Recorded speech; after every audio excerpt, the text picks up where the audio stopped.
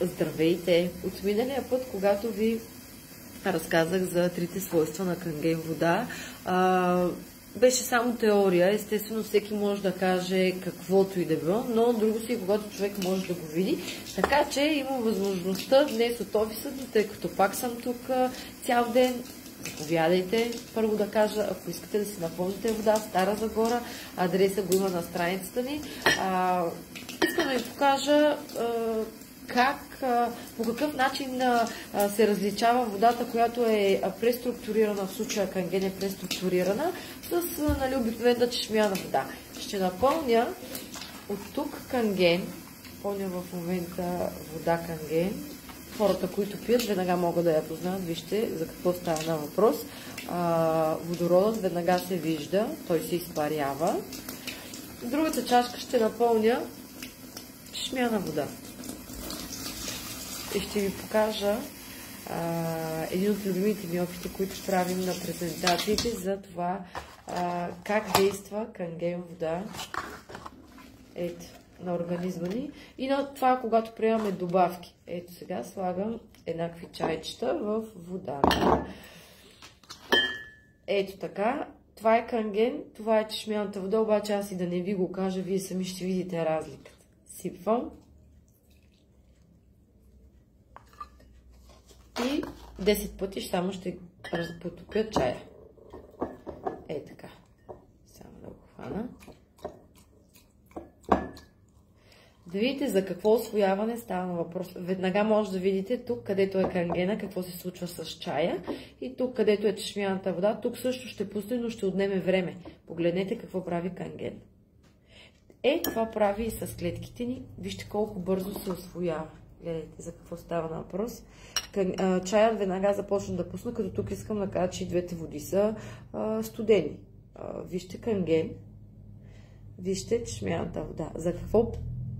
За какво усвояване става въпрос и защо толкова бързо ни хидратира, достига до всяка една клетка в организма ни и е толкова полезна водата. Това е една малка част от демонстрацията, която правиме по време на тези презентации, на които ви каним. Така че, когато имате възможност, заповядайте.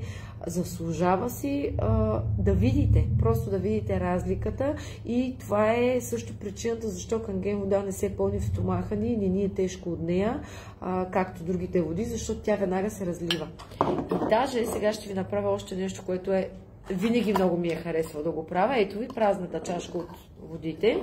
Взимам, погледнете, това е от чая, който е с чешмяната вода.